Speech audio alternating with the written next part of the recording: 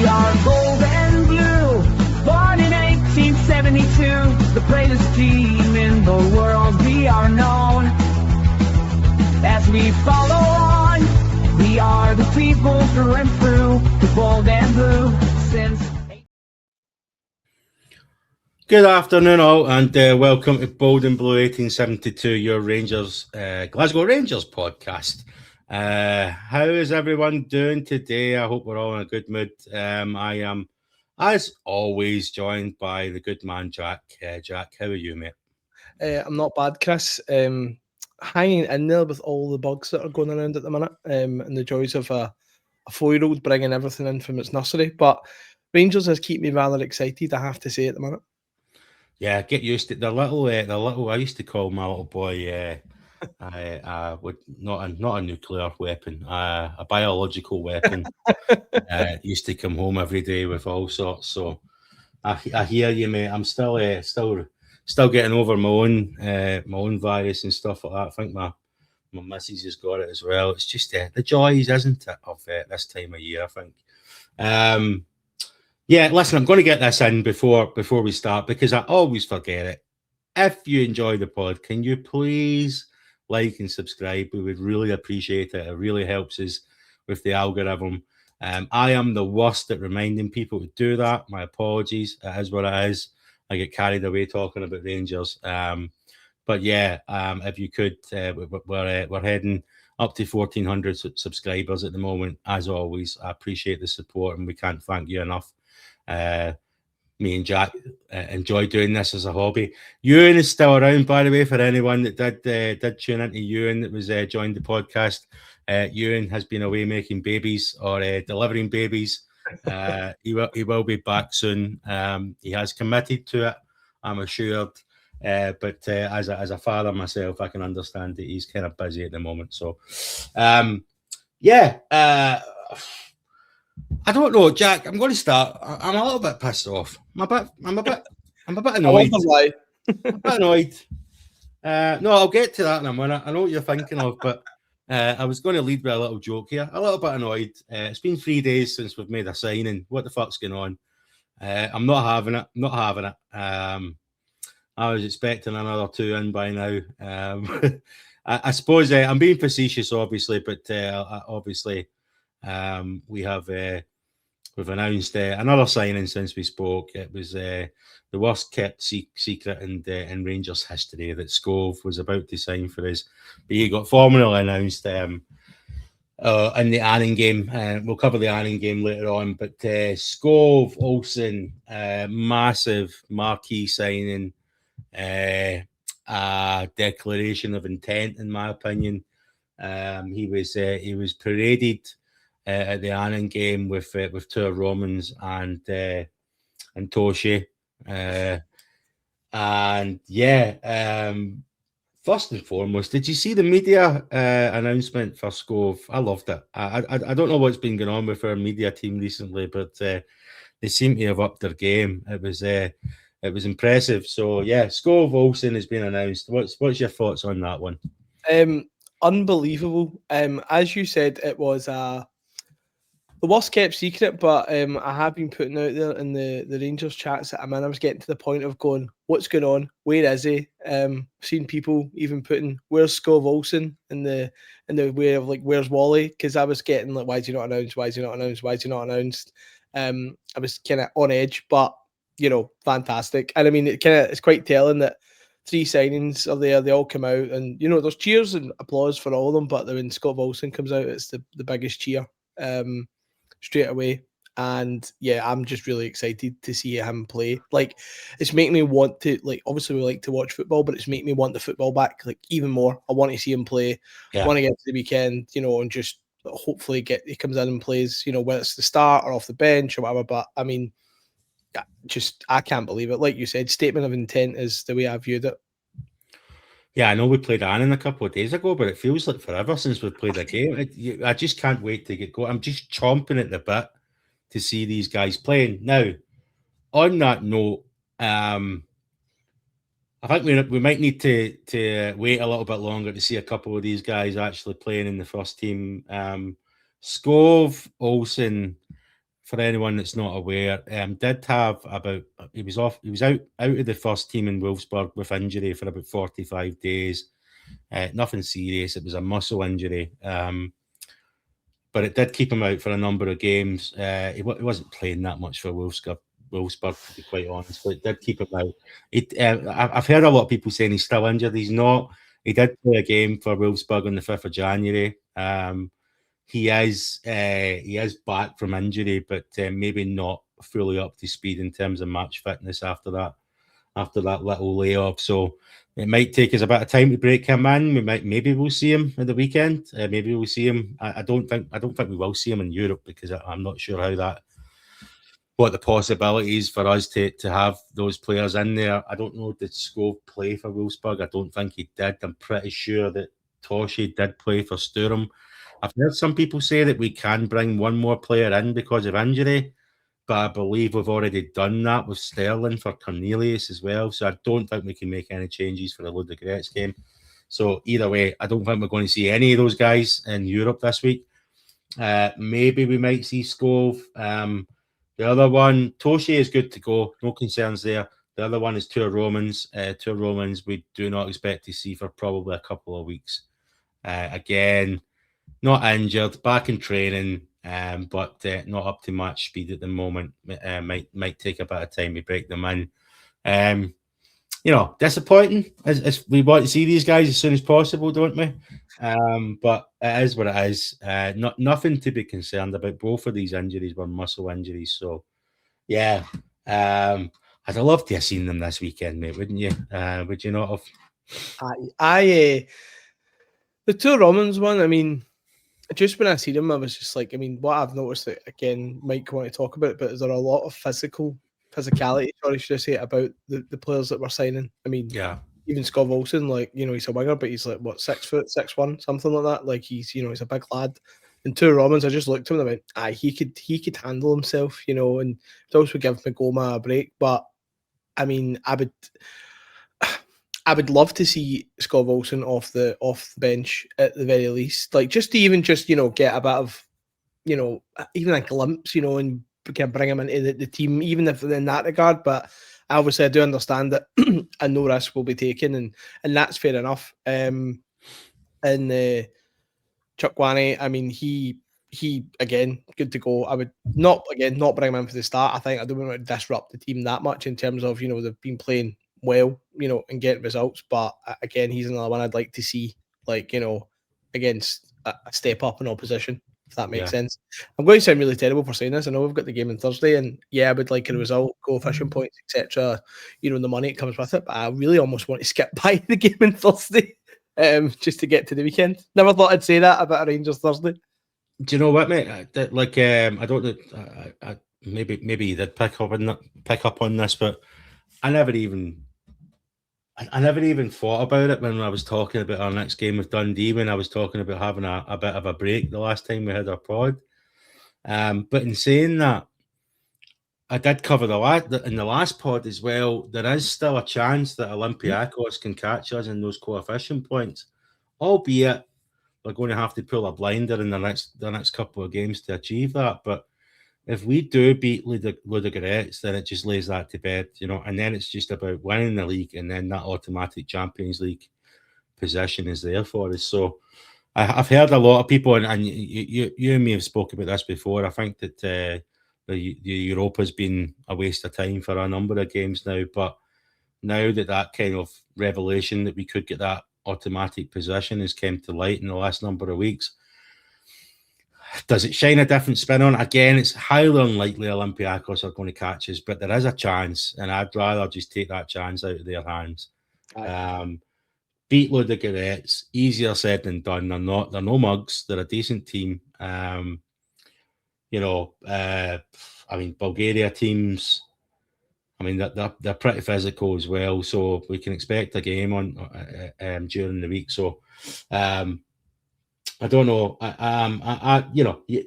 You say that as well, Jack. You'll get to Thursday night and you'll be buzzing, won't you? You'll be that Thursday night fever will be back. So, so that's the signings that were announced. There was obviously a a signing that was announced or a departure that was announced that's close to my heart.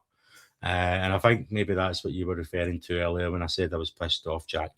Cameron, Mr. Lyall Cameron, my favourite player that doesn't play for Rangers, but is a Rangers player, has moved on loan to the worst possible club, in my opinion, at the moment, and that is Aberdeen. So I just want to give my thoughts on this first, and then let you chime in, Jack. I mean, obviously, anyone that's accustomed to the pod would be aware that, you know, I've been calling for Lyall Cameron to get his opportunity in the first team, and I couldn't really understand why there was others that were getting game time ahead of him. Again, 19 goal contributions at Dundee last season. Whenever he did play at the start of the season under Martin, I thought he was one of the players that did shine. So I was a bit frustrated that he wasn't getting a game time. Not surprised that he was going out on loan. I think it's been rumoured for a number of weeks that was going to happen. But Aberdeen, come on. You know, I left a chat in our group a couple of days ago. There, it was, you know, they looked at what happened against away at Aberdeen when we were playing there at Pittodrie a number of days ago. There, they seen how the players were abused, etc., and they decided, let's send the little ginger kid up there to play on loan. I'm obviously joking, but surely there was better options than this, in my opinion. Now, Cameron has played his first game for Aberdeen already. I'm not sure if you've seen the banner that they displayed, which was no Old Firm players, basically. Ridiculous. But Cameron kind of made them eat their words. He went out there and he gave a man of the match performance and was by far Aberdeen's best player. So I don't think it's I'm not concerned about Cameron going there and just, progressing and potentially being a better player. I'm concerned that maybe we've sent one of our players up there to get levels of abuse that maybe he wouldn't have got elsewhere, and ultimately potentially help Aberdeen, which I'm not in favour on either. So yeah, that's my thoughts on it. I'm not happy about this move either way. I think Cameron had something to offer. Obviously, we trust Danilo. That is what it is. I'm going to put my trust in Danilo that there's something behind this, and it's a good decision. But I just think, Motherwell, would they have taken him? Kilmarnock would have probably bitten the hand off us for him. I've said before, I'm not in favour of him going to a team that's going to get scalped every week either. Aberdeen's probably one of those teams. Maybe that's contradicting myself when I said Kilmarnock, but just anybody but Aberdeen for me. I'm kind of disappointed with that move, but yeah, let's see how it pans out. What's your thoughts on it, Jack? I would say I'm disappointed in terms of I like you. I've not been calling for maybe as much as you have, but I think there is an argument to be made that he done well when he came in. There was definitely times even under Russell Martin where everyone was going, "Why is Cameron not starting?" That was something that was going around. People were going, "Well, play Cameron there instead of Asgard," for example. I thought he's got a bit of dynamism about him. He can really move from midfield up the pitch. And I'm surprised. I will say that that he's not had more. I know he mentioned he'd had a couple of niggling injuries. But I, like you, would definitely trust the manager in terms of, his decision and making and thought process, but also, it's an opportunity for Lyall Cameron to go, do you know what, I'm going to go for 6 months, show you what I can do, because at the end of the day, it's in this league, kind of bread and butter, and show what he's all about. On the flip side, I think it's one of those read the room moments in terms of, sending him up there on the back of what had happened. And bizarrely, I think that Aberdeen fans are probably just as unhappy as Rangers fans, in terms of, this actual move. Rangers fans don't want him to go there. Aberdeen fans don't want him there. It would be nice if they could just look past, the that part of it and actually see, you know, that, like you said, they go man of the match performance and he's, you know, on his debut essentially, and you know, he could drag them up. I like the charity from Rangers in terms of helping the wee teams. I mean, I must admit, you know, that is always nice, like to do that and give a bit back. But on a serious note, yeah, I think he'll do well. Actually, I mean, I know Aberdeen have been awful, but you know, even if he makes himself the standout player, you know, I think that would be good. And I mean, for his development, it's ideal. But it's all the other stuff that comes with it. You know, all the baggage, all the banners, all the booze. You know, it's just not what he needs, really. But at the same time, if he can go and prove himself, show that he can handle that, then, you know, I think it's good for him in the long run. But I think he would have been better served somewhere else. I know you're saying, like, you know, even at Kilmarnock, in terms of who's in there with Neil McCann, you know, you know he's going to get looked after to an extent, and you know, it's definitely got his best interest. Not that the management team at Aberdeen don't, but you know, be more well received by their fans than going up to the northeast. Yeah, it'll build character, hopefully. I think that's one thing we could say. I just, I'm sure you've seen on the chat as well, Jack, like the night that he was announced by Aberdeen, some of the abuse that was coming from the Aberdeen fans and X was just disgusting, you know. What I will say is I did see a number of fans after it kind of calmed down, kind of chiming in and saying he's probably the best player we've got in Scotland at the moment. So from that perspective, it's not all Aberdeen fans. So if there's any Aberdeen fans tuning in the unlikely event that you are, I'm not tarring you all with the same brush, but there was some disgusting comments underneath the announcement on X that I was really unhappy with. I've no doubt he'll smash it there. He is. He's a, like I said, I think he's a quality player. So time will tell how that pans out. But yeah, listen, would we loan a player to Celtic? I know it's a different conversation, right? They are actual legitimate rivals of ours. But in terms of the relationship between the clubs and the fans, I just don't think we should be loaning players to Aberdeen. Stealing their players, love it. Long may it continue. And there's an ex-Aberdeen player that we'll get to shortly as well that potentially might be coming to us in the future, but we'll get there. One of the other things, Danilo, I should say, I'm led to believe, I know one of the mainstream outlets has reported this, but I think it's legit as well. I'm led to believe Danilo apparently has been told that he cannot leave until we have a new number 9. Now, I've got a twofold thoughts on this. One, if there's an offer that comes in for Danny, I'd like to see the back of Danny as soon as possible. With all due respect, I personally, I'm a big fan of Danny. I should say. I think his damaged goods. I've noticed that he's not going into the tackles and stuff like that. He's pulling it at 50-50s. I don't know what it is, but that guy that got his face smashed and put his body on the line for that goal back when that happened is no longer the player that we have, in my opinion. He seems to have lost a yard of pace.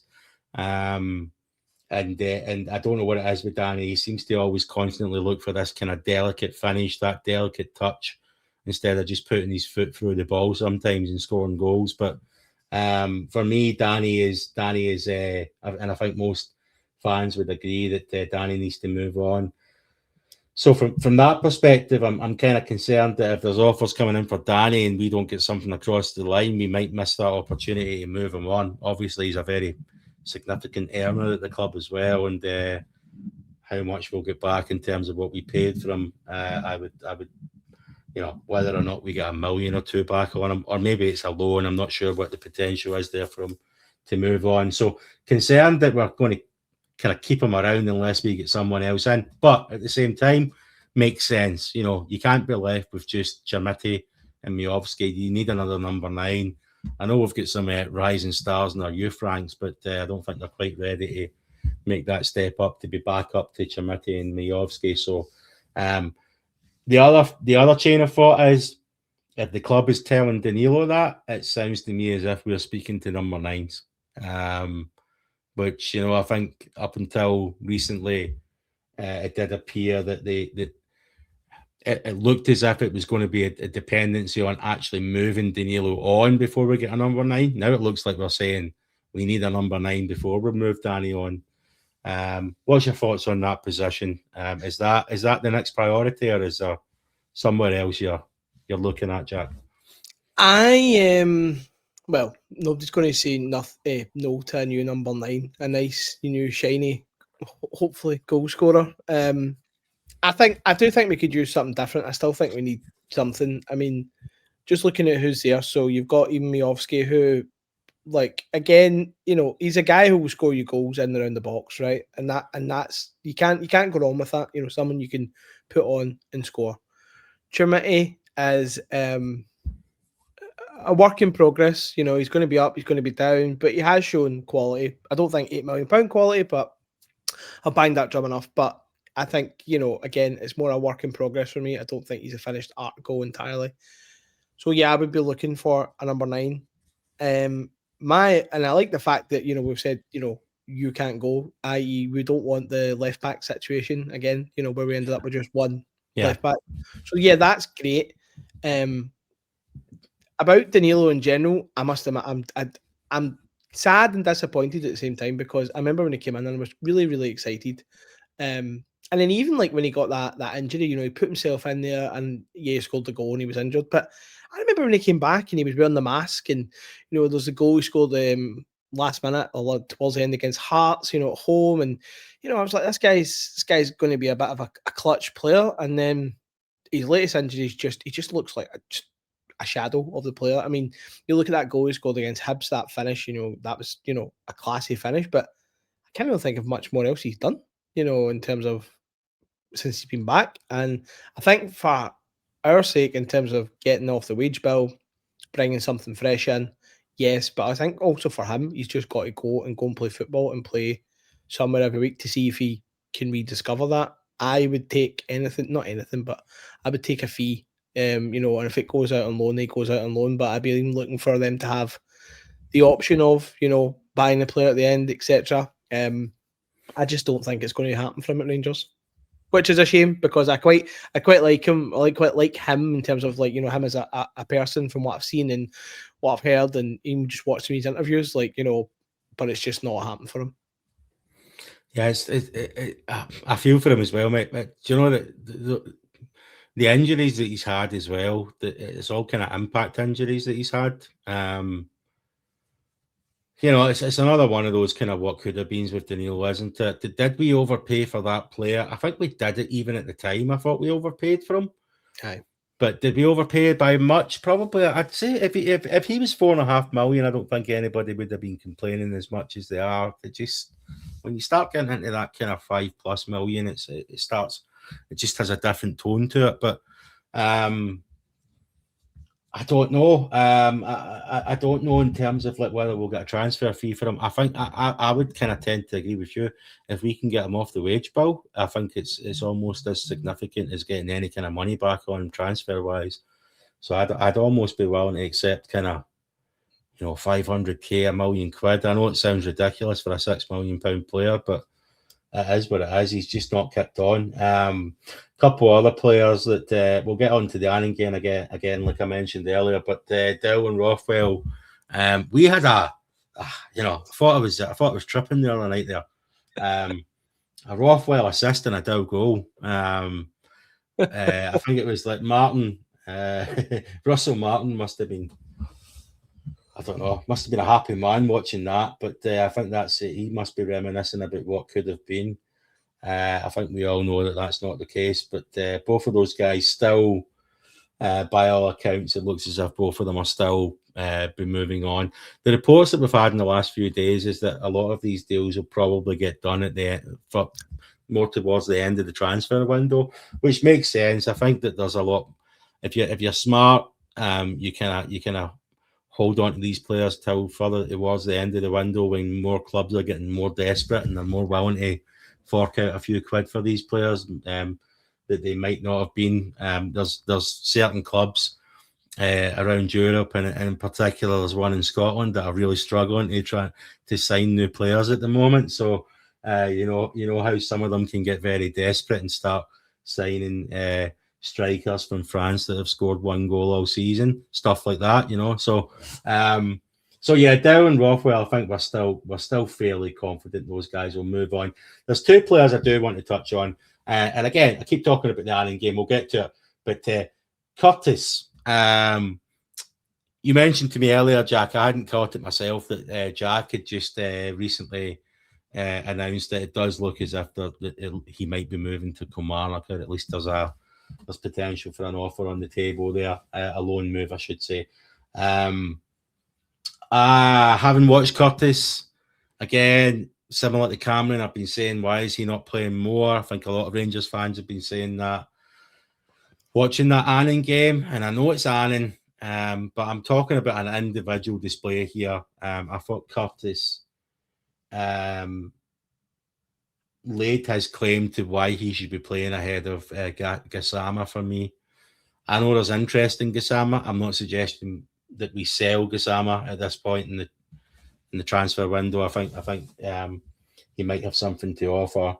But I do question, why is Curtis going out on loan when it does appear to me that he's got more to offer than Gassama? That's my thoughts on it. Don't know what you think about that, Jack.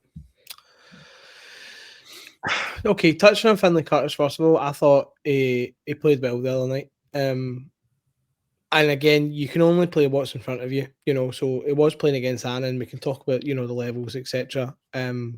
But I do think Finley Curtis should have been given more chances, more game time. That I will say. Gassama hasn't been doing it at all recently. I'll caveat by saying he's done a lot of work on the right, which is not really his thing. Yeah. Do I see the ceiling for Gassama higher? Maybe, in terms of, if he can get him playing on the left, if he can elevate his game. And okay, say there is an opportunity to sell him on at the end of the season, considering what you paid for him. Like, I think maybe in that regard, I'd view his ceiling as higher. But Finley Curtis is coming through the youth system. We want more of those players in there.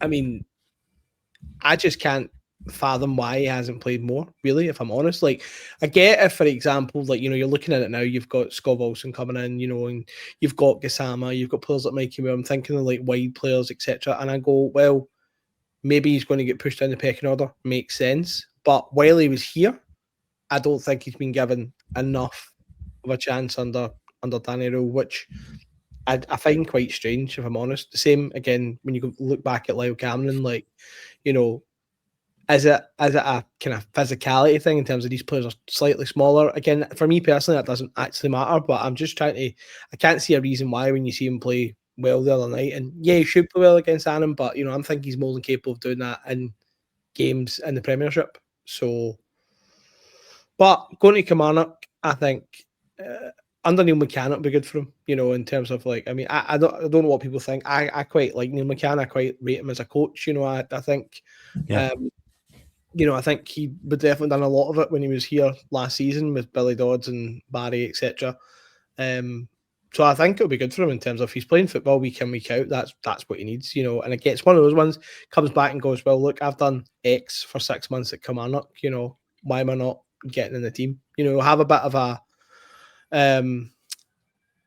like experience, a bit of a portfolio. I know it's a weird way to say it behind them, but in terms of, this is what I've done, whereas now he's kind of just going, well, give me minutes, but he's not getting the minutes, to show what he can do. So, but I mean, even just the way he clipped that ball for Miovski's second goal, if I remember correctly, that's just it's excellent. I just love that wee dink.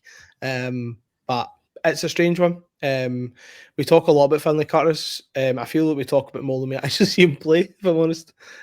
So yeah, I don't know. But again, 6 months, get the experience, and then review it in the summer. And the start of next season, sorry, should I say? Yeah, but that's my argument, though, Jack. I mean, in my opinion, he should be getting that experience at us, right? He should be playing week in, week out. Gassama, I've been one of his biggest. I've been someone that's definitely supported the fact that Gassama is a decent player and that we're not seeing the best of him because he's been playing on the right. He's definitely not a right winger, even though Gassama himself says he can play on either wing. But even when we're seeing him on the left, he kind of floats in and out of games. He has moments. I don't see enough from him like over the course of 90 minutes where whenever I see Curtis coming on, right, maybe Gassama's got a little bit more quality than Curtis in certain areas. But I just see Curtis as a much larger threat and someone that's got a much higher work ethic. And that probably comes from him being a lifelong Rangers supporter as well. I mean, and you know, we're Rangers fans. We love a young player coming through that's one of us, don't we? He's 19. Gassama's 22. So he's got a few years on Gassama as well. I don't know. Like these are these little things where I've said in the past where like people will criticize me for saying that I'm not 100% convinced with Danilo. These little things like this, just when I'm trying to add them up in my own mind. Again, I trust Danilo's doing the right thing, but I don't know. Maybe it's just scar tissue with the snobbery of Scottish players that I can't get out of my mind. But I'm like, why is Curtis not? But everything else just seems to add up that he should be playing, and he's not. And I'm like, we don't see what's going on behind the scenes. I get that, but yeah, it just doesn't sit right with me. I'd rather see him stay and play ahead of Gassama. But if he gets the loan and he kicks on, I think he should be getting that time at Rangers, I suppose, is my concern. Just very quickly, come back to that before we move on. The one thing I will agree with you is that I definitely think he's got a better work ethic than Gassama. And I think sometimes that's what that can rile me more. I mean, what's that saying about talent gets beat, you know, when, you know, what is it? Can't remember now, but basically what I'm trying to say is that kind of hard work and effort will always, you know, beat talent. And talents work hard there, got there in the end. But I think Gassama has that kind of more quality, but I think, like you said, I think he's probably a bigger threat. I think the thing for me is I just don't feel the reason I can't get fully on board with it is I look at him, see him playing, I go, right, he looks good, he should be in the team, but I need to see him for like 5, 6, 7 weeks, you know, just constantly playing. No, yeah, that makes sense. I think that's probably the thing for me is where I've not seen it.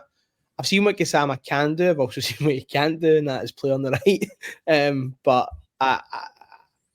if he goes away and has a good 6 months, it will benefit him. And then again, that way you look to put him into the team.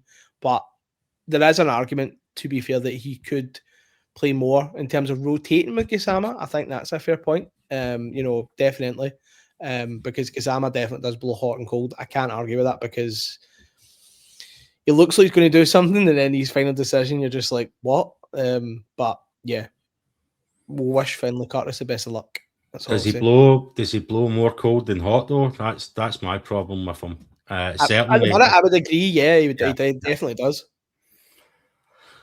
It is what it is. I'll say one thing. I hope if Curtis and Cameron go out there and smash it, that when they come back, they get their opportunity, because that, you know, that's what the loan system should be about, getting these guys experience. But you have to give them the opportunity if they're proven they can do it. If you're not, maybe they might not be ready for Europe, but if they're smashing it with other teams in the SPFL, they're ready for the SPFL. So let's see what happens. One last rumour that potentially will be going out on loan, Enciala. Couple of dodgy moments with Annan the other night there, but otherwise I thought he looked pretty comfortable. Wasn't too bad. The same concerns that I've had with Enciala before is just some of his defensive nous seems to be lacking at times. Amazing passer of the ball. I get it. He keeps displaying that every time you see him play, but a big lump of a lad and physical. What was going on with the Afros the other night? It seems that everybody's just been told to go for it, go full Afro. But he was one of them. I love an Afro. I'm not criticising it. If I could grow it myself, I would. But yeah, Enciala for me, when you've got big Giga, who was again horrendous the other night there. I know one's left-sided, one's right-sided, but Yeah, NCR, does he go out on loan when you've got potential? I know it's not as easy as just saying you cancel these loans for the likes of Giga, but that doesn't mean that NCR shouldn't be playing ahead of him. What's your thoughts on that one? I think he should be. I must admit, I have a, don't know if I can call it a soft spot for NCR. I think it's because of that game, Kilmarnock with Barry, and he get hooked early. Yeah. I was like, oh. But then he came back and and he looked like he was playing well. I was at the St Mirren game last season. I was quite surprised by how imposing he was. Like, see, watching it kind of close up. Like, I know he was a defender, but he really was quite a big lump of a lad, as you said. I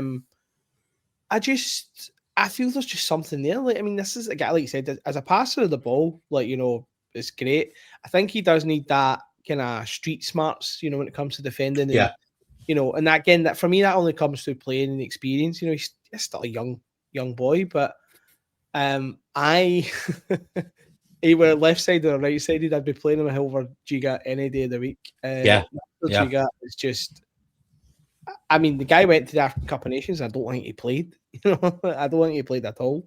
No, he didn't. No. So, I would rather get rid of him and keep NCR. But if that's not going to happen, then I think he should go out on loan and at least play football. I personally have said this before. I'd like him to go to Motherwell. I know they've lost a centre half recently, so I think that's a great, in terms of Ian, his ability to pass the ball. I think that's brilliant for him. That kind of style of football. But yeah, that's if he's not going to play ahead of Giga, yes, send him out on loan to get that experience. But if I could have it in an ideal world, I'd be getting rid of Giga and keeping NCR because I think there's something there with him. But that's my point, though. We don't need to get rid of Giga to play NCR ahead of him, right? No, we don't. There could be financial penalties to send Giga back, whatever it could be.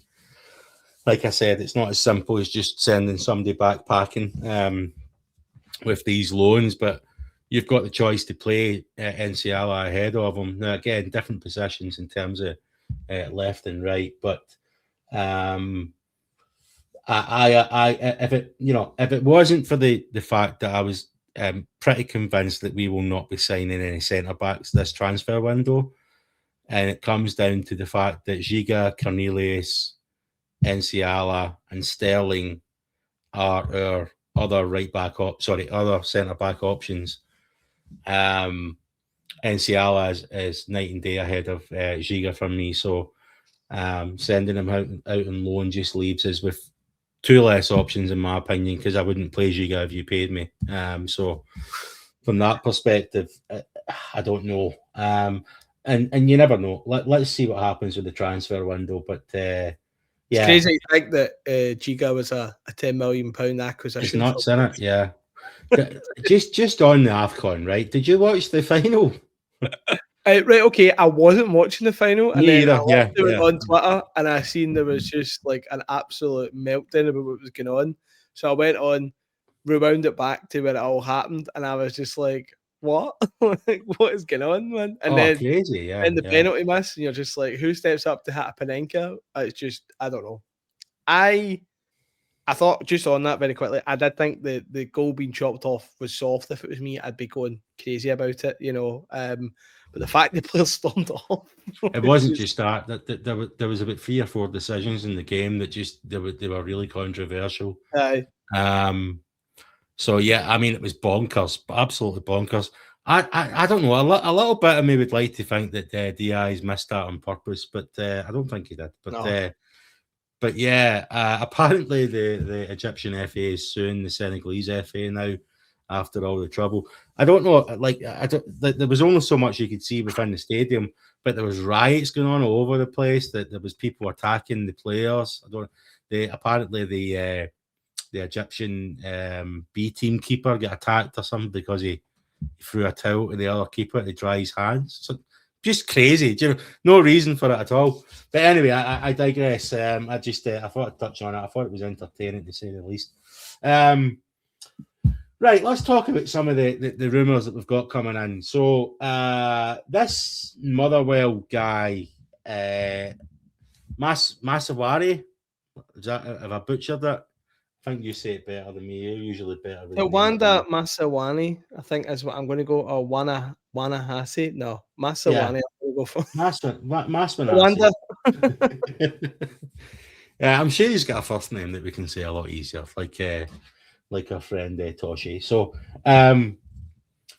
yeah, Zimbabwe player, I believe, which not renowned for producing exceptional footballers, but I'm sure one comes around now and again. Scored 17 goals this season. I think he's 19 overall in all competitions. Definitely looks like a bit of a player. Can play right wing, can play striker. Has on the odd occasion played on the left and through the number 10 role as well, but more a right winger overall. Now, considering we've just signed Skov Olsen, we've still got Ant-Man there. Dare I mention the name? We've still got the likes of Rabi, and Curtis is still there as well that can play on the right. So, number of options that we have on the right, but yeah, this boy seems to be stealing the spotlight in the SPFL, along with another Motherwell player that I'll get to in a moment. But a lot of noise that there's a lot of potential for him to maybe move to the other side of Glasgow as well. Is this someone you'd like to see Rangers sign, Jack? Yes, if the price is right, and I don't think you can try and undercut teams in terms of what I've read is that Motherwell value him at about at least $3 million. Do I want to pay that? I don't know, truthfully. But I think it'd be crazy if we're not looking at players like that again in our own league, again performing well. At the end of the day, the league is the bread and butter. So if we're not looking at players like that, I wouldn't say the recruitment team are doing their job right. I would take him. I think he's quite exciting. I've seen bits of him. I mean, I'm going to admit I have been watching Motherwell games when I had the chance, because I've enjoyed watching their football this year, if I'm honest. And he does look great. Came through Leicester City, if I'm right in saying, their kind of academy and whatnot. So got good grounding. I mean, if we could just buy him so the other side don't get him, I'm also all for that. I can't lie about it. Yeah, I would take him. It just depends where we're going to play him. If you're going to play him, like you said, you've got Skov Olsen there. So spending that money for a player who's maybe not going to start all the time, do they see him as playing more through the middle? Is that kind of other option they're looking at? I don't know. But, I mean, I think he's exciting at least. Yeah, 23 years old as well, Jack. Never kicked he's not played a senior game until he came to Motherwell. I know he was at Leicester, but he's in double figure caps for Zimbabwe, but again, not exactly renowned for producing world class footballers. So, do we need another right winger? Like if he was playing striker, it would make a lot more sense for me if he was an out and out striker. But he's been playing off the wing consistently for Motherwell, and by all accounts, he plays on the wing for Zimbabwe, etc. So he's not a striker, despite what some people would want to lead you to believe. He's an out-and-out winger and maybe can play a striker. And I think we've just signed Skov Olsen. This doesn't make sense to me, especially, like you said, potential for a 3.5 million outlay. Did I like the boy? I think he looks like a player, but half a season at Motherwell, is that enough to pay £3 million for a player? I don't know. I don't think that's the thing for me as well. You're paying that money, and as I say, go back to players like so Michael Higdon I'm sure he was like the top goal scorer, and I'm like, flying, and even like Kevin Van Veen, you go, oh, but again, half a season then fork out that money. That's where I have the issue with it. For picking them up for, I don't know, even $1 million, $1.5 million, I would maybe take that punt in that way, but not for that price. That's my issue with it. However, being really childish, as I said, if it stops the other half getting them, then I'm all aboard that train.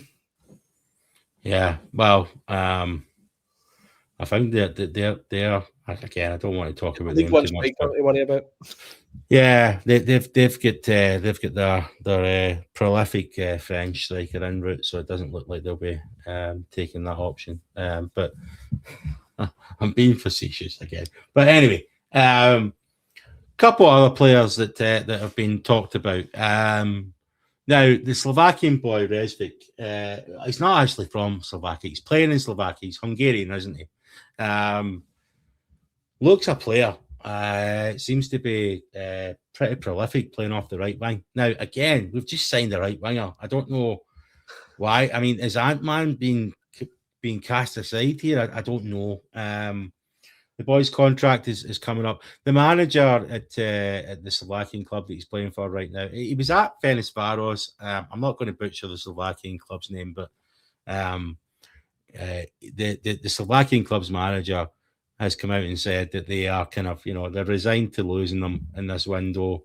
It's just a matter of who comes up with the goods in terms of paying that kind of 2.53 million fee that they're looking for.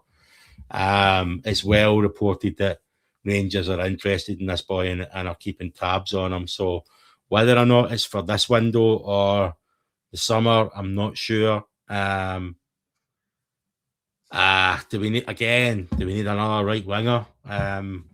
I'm sure Ant-Man has lost. Not a lot of people have a lot of faith in Ant-Man. Me being one of them.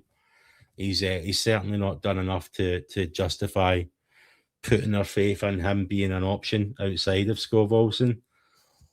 You would ideally like to have a couple options on that right wing. If Curtis is going out on loan, Rabi's or whatever, then it does really just leave us with. I know Bajrami can play there as well, but Baji might be moving on by the sounds of it. But I don't know. Again, do we want to fork out another few million for a right winger at this point? Or are we missing up on an opportunity on what seems to be a pretty decent talent? I'm going to go for I wouldn't want to miss out on the talent. What I do find quite funny is we always talked about not really replacing that right wing, that right-sided player for, well, I know we had Cherny on them last year, but before that people were saying Danilo Candeas. And then all of a sudden we're stocking up on right-sided players. I at the minute don't have any faith in that man at all, which is quite tough to say because he wasn't outstanding last season when he was playing in the Eredivisie, but the money we've paid and he's just fallen off a cliff. That's the only way I can describe it. If you look at Curtis going out on loan, Rabi Matondo, I cannot believe him and Kieran Dowell are still here just on that. But I would take him. I mean, for me, looking at that, I mean, you look at the boy who's at Motherwell and you look at that boy, there's similarities in terms of value and age, etc. The only thing I would say is I don't really know how many games Redzic has played overall, but I would quite fancy taking up on it. I mean, again, I'm looking at the fee. It's better in my head, rather than 3 million, rather than 2.5 million.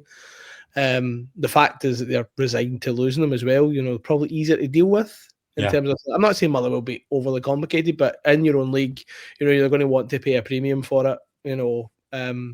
So yeah, I would probably take him with the view that we're going to shift other players out, hopefully. Yeah, I mean, it is worth noting that Red Bull Salzburg are favourites for this boy, by the looks of it. So it might be taken out of our hands. The Copenhagen's in for him as well. I believe Olympiacos have made an offer for him. So a number of clubs after him. He definitely seems like a talent. He's only 22 years old as well. So just got his first cap for Hungary recently. So are we passing up on an opportunity for a talent? If we kind of go down the route that Skov Olsen is enough, then I would say we probably are. So this one, I don't want to contradict myself. Can you say this guy's got he's got a bit more of a bit more first team exposure and producing the goods at a decent level for a bit longer than your man. Let me try this again. Mazwanisi at Motherwell. So This one makes a bit more sense, but again, I just think we've got other areas to prioritise above this right now since Skov Olsen came in, to be honest. So, and let's talk about those areas. So, I think it's kind of widely. We've touched on the striking department earlier on. It does appear that we are probably looking for a striker with the whole Danilo situation. Number 6, centre back, right back. These other positions are seem to be being spoken about. Couple of players that again, the rumours won't go away. We keep covering this one. Danilo is still being spoken about. I believe he's got some other offers from other clubs, so we'll see how that one transpires. What I would say about Danilo is that there does seem a high probability that this could be end of season before we see Danilo, which doesn't really make sense to me. We need that number 6, combative number 6 now, and sorry, it makes sense to me, but I'd rather have him now. We still need that additional number 6, in my opinion. The other one is, Watt from Motherwell, injured at the moment, out for a couple of weeks. Is that kind of threw a spanner in the works with getting him in? Doesn't seem to have been a problem with the likes of Two Romans and Skov. Again, it's another muscle injury with Elliot Watt. Are we going to have to cough up some money to pay to get him? I think it sounds like that. That one seems more realistic to me right now, even though, again, with the injury and stuff like that, about getting him in now rather than the end of the season. If we do get him in now, then forget about Danilo. That's not going to happen. And then the other one that's been doing the rounds, again, we love winding up the sheep, don't we? Former Aberdeen player, Max Lowe, left back. Again, out of contract with Sheffield Wednesday at the end of the year. Danny Rose is obviously familiar with Max Lowe. Boy's decent. I think he'd be good as a backup to Romans next season. Obviously, we won't have Magoma. I'm pretty sure we won't have Magoma. So I think Max Lowe would make sense as a backup to Two Romans. Does he want to come and play backup to Two Romans? Who knows? Again, I don't think this is one we're going to get done in this window. More likely end of season, end of contract. I don't want to put a damper on people's expectations. Apart from the Redzik one, Redzik, I should say. In terms of concrete rumours that are out there, I think I'm more leaning towards a couple of these being at the end of the season and not necessarily in this transfer window. That being said, I'm almost certain we've got more business to get done in this transfer window. I'm pretty sure we've got 1 or 2 still to come in. So, yeah, just all those names and throwing Max and Danilo and Redzik at you. We spoke about Redzik, but in terms of those other positions, centre backs, a couple of the big Dutch lad that's what's his name again? It's completely lost me. The big Dutch lad that we've been linked with for the last season, apparently still interested in him, but there's so many clubs that are interested in that lad. He used to play for Chelsea. He was at Barcelona before as well. Sorry, his name escapes me, lads. But what do you make of those names and the potential for some of them to be end of season? Do we need them now, etc.? I'm just laughing at the Elliot Watt one not because of the player, but because he's injured. We do like an injured player. But again, for me, a lot of the ones, like for example, anyone's in Scottish League, it comes down to a cost thing for me. Because I thought Elliot Watt, he's been great, but I don't think he was that great before the season. Do you know what I mean? And was it Sir Johnston last year? And there's just no being a great player overall. So again, is this just a one-off season? Do you know what I mean? Sort of thing. That's always my concern. But I wouldn't say no to it. Again, price-wise, that's for me. Max Lowe, I think that makes sense, purely on the basis, like you said, Magoma's not going to be there as far as we know. He's worked with Danilo before. Guy's got a decent level of experience, centre half. I do want a centre half. I've been saying that for a while. I'm happy with Fernandez. I'm happy with John Souttar been in there. I actually am going to say this. I think John Souttar's been really good since he came back and looked really, really much fitter. I would definitely take him in there. I know Sterling can play there. I know we've put Tav in there, but I mean, Tav is not a centre half. Sterling's not fit enough. For me, Giga's a bomb scale. And Tiala could be away. So I would definitely look at that, and if we could get one in, that'd be fantastic. Danilo, I actually quite like the look of Danilo. So since he's been linked with Rangers, I've been doing a lot more of again, I know this, highlights and what you can see, but just even games that he's been in, I thought he's looked great. Yeah. It's one of the ones, if we can get it over the line now, I'd prefer that. Same as you. I hate that. I really, really don't like getting a player and then having to wait till they start next season. I do understand it. I do understand the whole, cost implications and that, but I want players to come in now, and kind of push that forward. But I also am like you. I'm pretty well. Danny Rowe, I think, was quite emphatic in terms of saying that they're not done. I know there'll be outgoings. But I think I'd read a really good line that someone said that because we've been proactive, we can be more reactive now. I think in terms of the market, which I quite like. I mean, if we didn't sign anybody else, just for talk's sake, I don't think it's going to happen. But it was 3 good bits of business. They identified 3 areas they wanted to fix, and they've done that. Bang, bang, bang. So they're kind of in my way. I don't mean secondary areas, but secondary to them in terms of what their priorities were, that they're now analysing and going, what can we get? I do think that as well in terms of you're saying, there'll be clubs waiting towards the end, and I think you'll see more movement then. But I don't know. It's just exciting in general, if I'm honest. Do you know what I mean? People say January's a bit of a depressing window, and I always think they're pretty good, actually.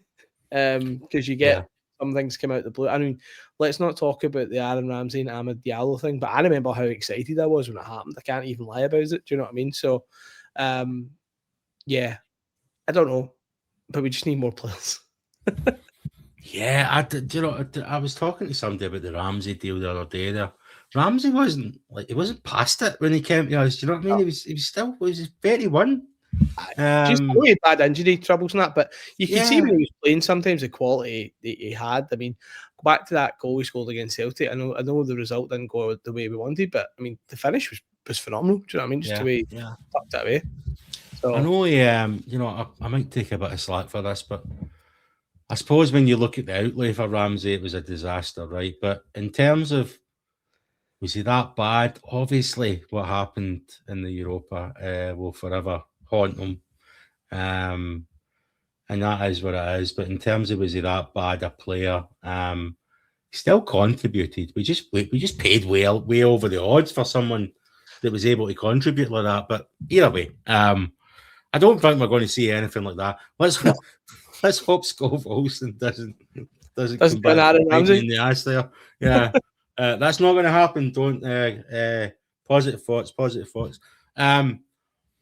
What I would say is it just with the noises that we're hearing at the moment, right? I mean, I think if you're asking me my opinion and some of the people that I speak to that I trust, Elliot Watt and Dan Neil seems like a 50-50 between which one of them we're going to end up with, and there's a probability of one of them happening. And then the other one, which is the unknown, is that striker. The news about Danny being told we need someone in before you go has me a lot more confident that we're actually looking at that striker position. That centre back that I was talking about, it was Javier Buyamba, which is the Volendam centre back that we've been keeping our eye on for a while. But again, can't see that happening until the end of the season. So let's see. Time will tell. Right, the Annan game. Let's touch on it. It's Annan. I don't want to take too much away from this, but I have put in here that we did an Annan demolition job on them, and that's exactly what we did. It was a performance that you should expect from a Rangers team against a team of that level. However, considering some of the performances that we've had against lower league teams in the past, last season in particular, that we won't talk about, which might actually be the team that we're playing in the next round, sounds ridiculous, but I'd quite like to get my revenge there, which is we really shouldn't be talking about revenge against a team at that level, but I'd quite like to get it. So I hope that we end up playing them in the next round. But ultimately, what I would like to touch on is just some individual performances in that game, right? I'm going to start off with the negatives. Giga. Again, we spoke about him a moment ago. In a game against that level of opponent, Giga still can't stand out. For me, it's just very telling of the concerns about Giga. And then the other one in particular, I'm not going to go through the whole team here. There was some other lesser performances, but the other one that again we've already touched on, but specific to the Annan performance, Danilo just did not look interested, did not look like he was there to fight for his place. And again, just was not able to shine against a really low level of opponent. So yeah, Giga, Danilo, anyone else that you want to call out? What's your thoughts on their performance in the Annan game, Jack? Just on them, I know we spoke about them, but very much I can't disagree what you said. Giga for me just wow. And to think when I seen him at the start of the season, I mean, this guy looks like a bit of a player, you know.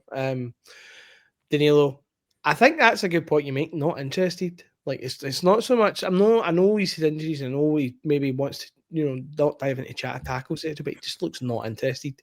I think for me, just very much, it's a case of that's what you expect. There was a bit of nervousness about me. Actually, I'm going to just put it out there. I thought Annan actually started quite decent. It looked a bit nervy. But I think as soon as the Miovski goal went in, I went right. I was like, that's going to be it. And Miovski gets a hat trick, which against who it is, but it's just what he needs in terms of a confidence builder. But yeah, it's very much for me. That's what I expect, you know, and I wasn't like overly carried away with it. Did like Tello Asgard's goal. I don't care what Andy says. Any goalkeeper is not saving that. What a hit. Spectacular. Yeah. But other than that, job done. Into the next round, please. Yeah, I mean, those were the positives from the game for me. I mean, Miovski getting the hat trick certainly won't do his confidence any harm. I was very surprised that Annan were as open as they were. I thought they would have been would have been sitting back a lot more. And I think that I've said this numerous times before, but if you give Miovski that space at the back, he's going to get in there and he's going to get those goals. But as an individual performance, I thought Miovski did his job and he did really well. Really happy that he got those goals from a confidence perspective. Still got question marks whether or not most of the teams we come up against in Scotland, he's going to get those opportunities and is he the right kind of player? I'm still to be convinced, but I thought it was definitely a decent performance from him. But the fellow Asgard goal, I'm going to say this outright. I had lost all hope in Asgard. I thought he was terrible. I thought his mentality was terrible. I thought his grit, his determination was completely lacking for our game. In spells, you can see there's a footballer there, but you need a lot more. Like, if you're going to wear that shirt, you need a lot more about you. And I was not convinced that Fellow had that. Am I convinced that he does yet? Not fully, but certainly in the last 4 or 5 games, Fellow Asgard is turning a corner for me. Now, it's Annan, right? That's one thing. You can say it's Annan all you want. It doesn't matter. Look at that goal from any angle. Put any goalkeeper in that goal. Put Prime Buffon in there. They are not getting to that. That is what is up there with some of the best free kicks that I've ever seen in world football. And I don't. Some people might think I'm exaggerating. It's that good if you watch it from any angle that he strikes it from. So kudos to Fellow. Again, doesn't matter the opposition. That free kick was an absolute pearler and he should take a bow. And if Fellow is starting to come onto the game, that's only good for us. A Norwegian international that we've spent a bit of money on, big, physical, if obviously a decent footballer, but if he's actually starting to perform now, we're talking about the potential for having a major asset in our hands there. So a lot more to come from Fellow. I'm still not overly convinced that he's the right man for the job, but certainly, you know, what is he, 5 in 6 games now? 5 goals in 6, is it? Something like that, like 4 and 5 or 5 and 6. Yeah, So yeah. But he's one player that I really genuinely like. Out of all the players we signed in the summer, like he's a player who I really want to do well. Like, because I feel the technical ability is. I don't even doubt he's got some technical ability. Yeah. He's got the physicality, as you said. He just needs to put it all together for me, I think. Yeah, like, I mean, it was a sound performance against Annan. Well done to the team. Right, just before we wrap up, we've got Ludogorets. We've touched on this earlier on.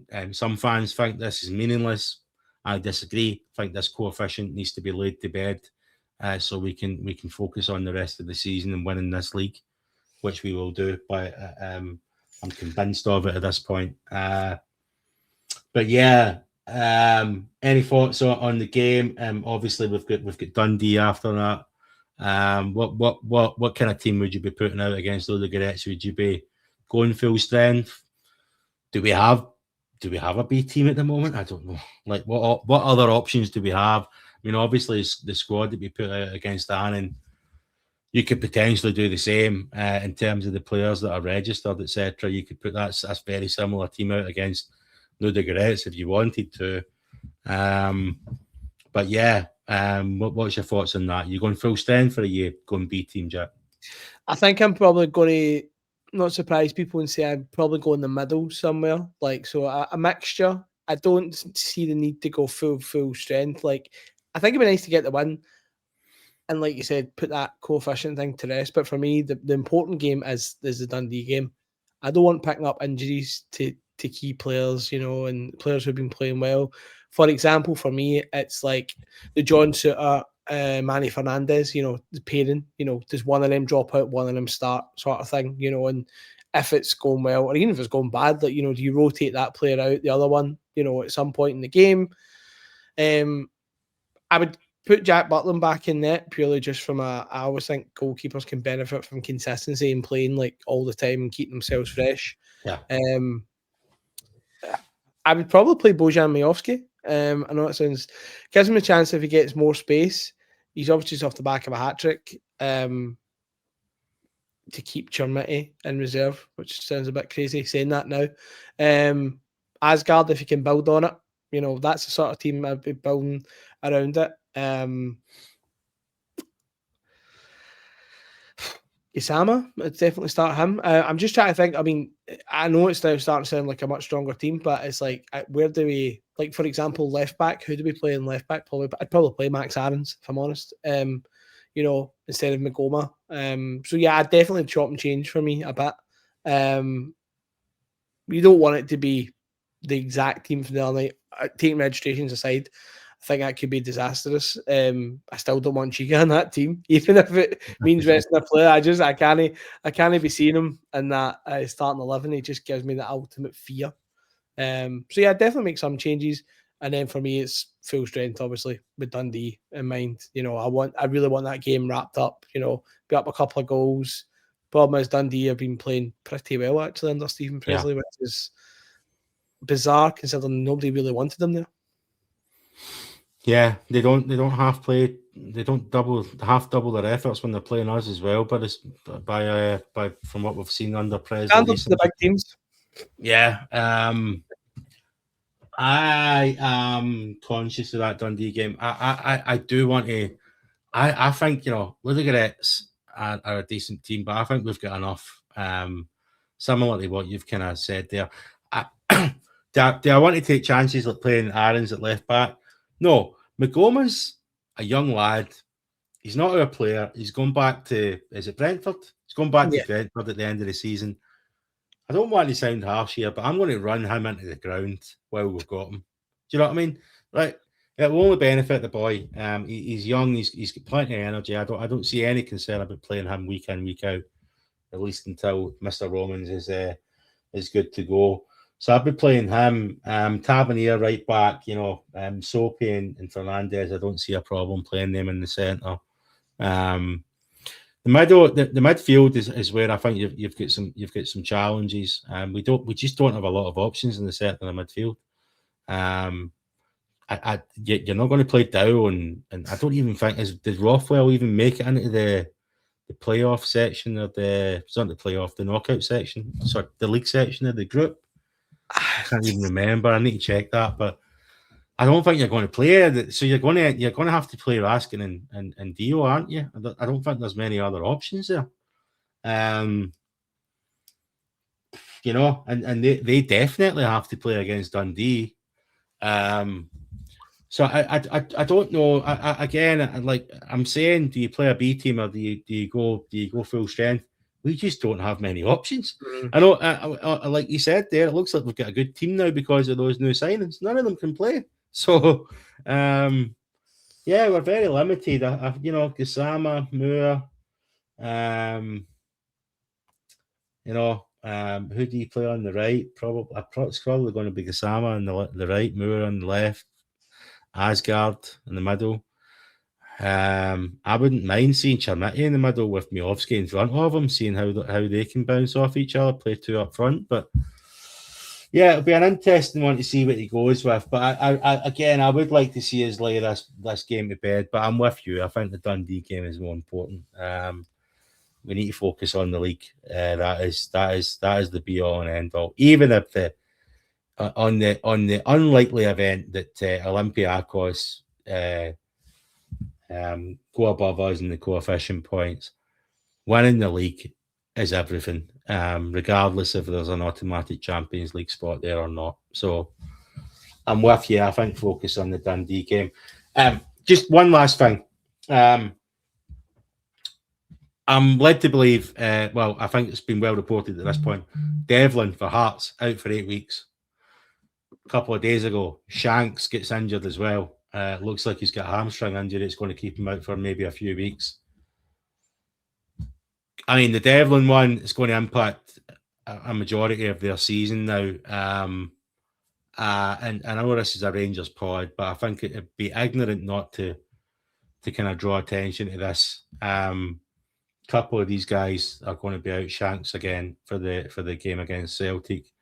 I believe you have a dilemma on your mind as well, Jack, in terms of those two that you might want to pose to the audience. But yeah, Devlin, Shanks out.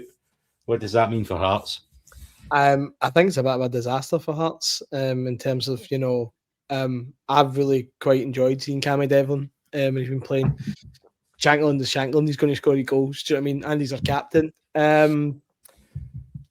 Also, I was saying to yourself earlier on, the Beningame, he's suspended, one of the midfielders, you know, because of the red. So, I mean, and I'm just trying to think. No, was that the cup, the one that Craig Gordon made the save, or was that the league? Because then that means their goalkeepers, there's goalkeepers also. That was the league.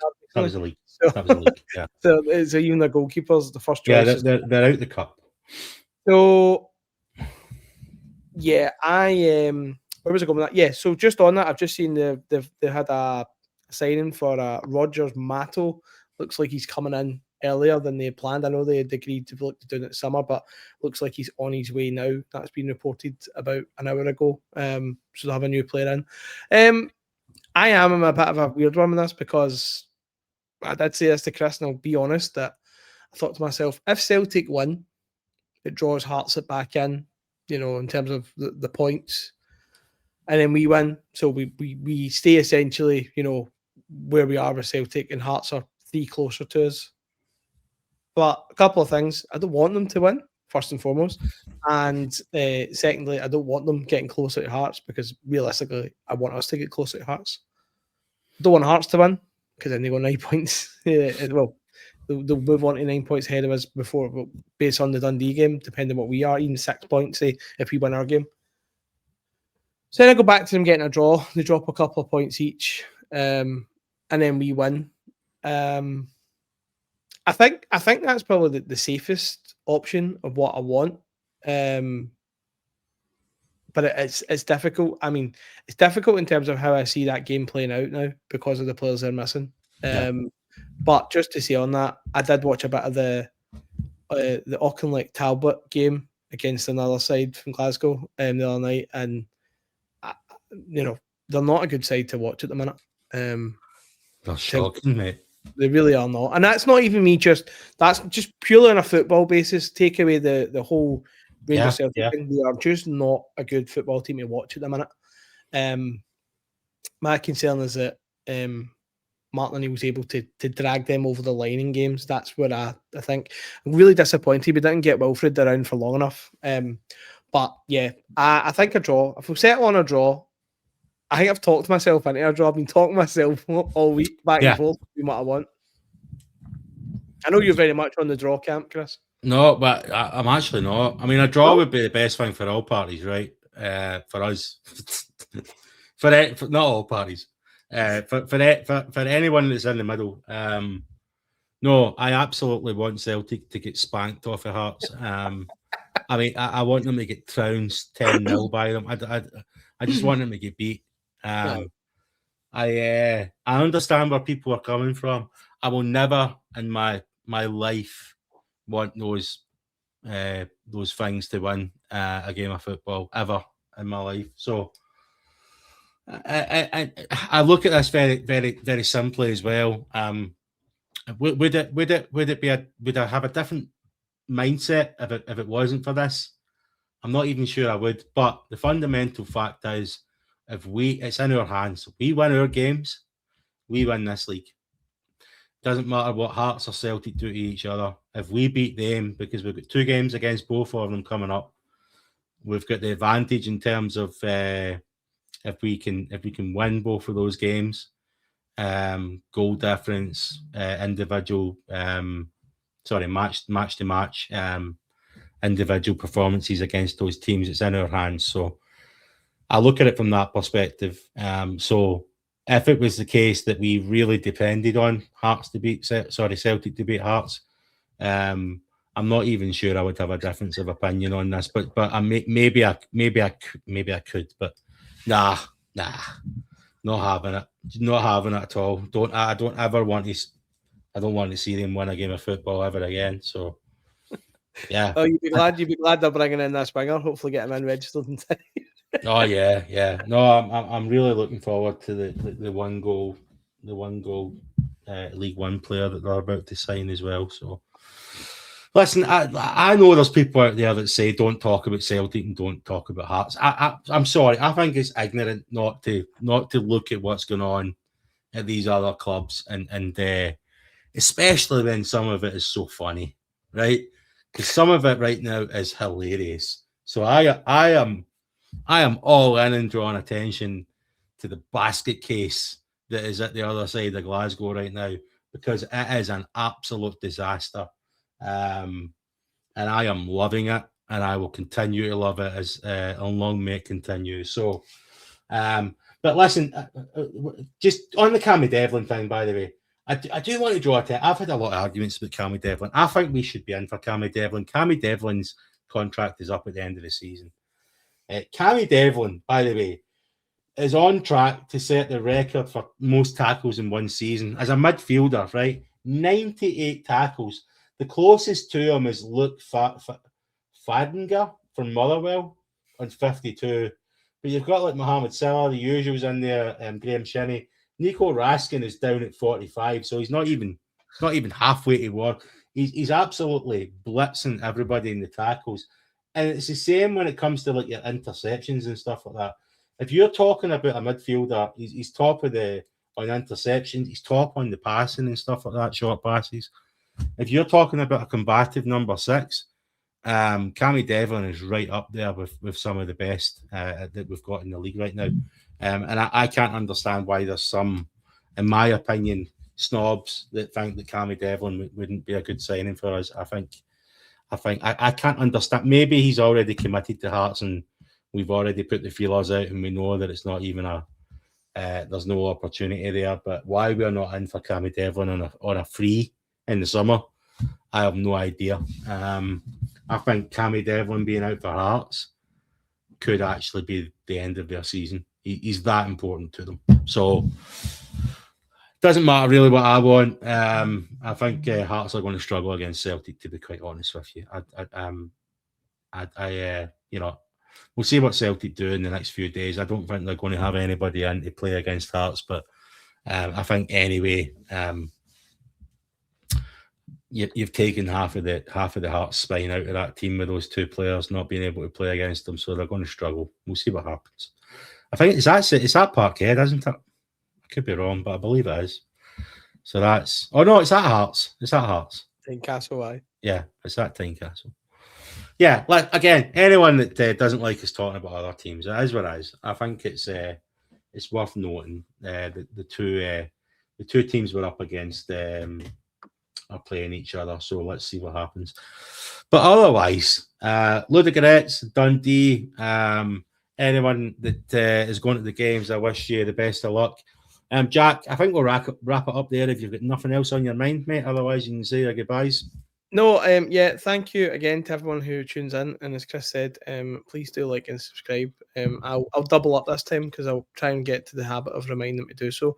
And also, just seeing Chris's handle there, it's at Bold and Blue Pod. We are on X. If you'd like to go ahead and give us a follow. Between myself and Chris, we are there on the Twitter, so there might be differences in terms of how everything's written and whatnot, but I'll try and check in with Chris so we're staying consistent across it. But yeah, thanks to everyone who's listened. It's been really appreciative. So we'll see you next time. Yeah, I will say that I am quite reserved in using the Bold and Blue Twitter handle because I do want to keep this pod professional. I have my own personal account where I go a bit more wild. So, but yeah, if you can follow us on X, we do need to get some of our other socials updated as well. Like I said before in the past, myself and Jack, this is a hobby for us. It's more, I think it's more therapeutic for us to come on here once a week and talk about Rangers more than anything. But that being said, the support we get is amazing, and the feedback that we get is great as well. So yeah, please do like and share the video with your friends if you can. Get it out there in your chat groups, and I'm very open to potentially having fans that are out there. I have posted this on our YouTube channel as well. Get in contact with us at Bold and Blue 1872 on X, at Bold and Blue Pod on X, and then Bold and Blue 1872 at gmail.com if you want to contact us by email as well. If there's any would-be podders out there that want to get involved, we would love to hear from you. But yeah, otherwise, I wish you all the best of luck for the games this week. And until next time, this is Bold and Blue 1872. Enjoy your day.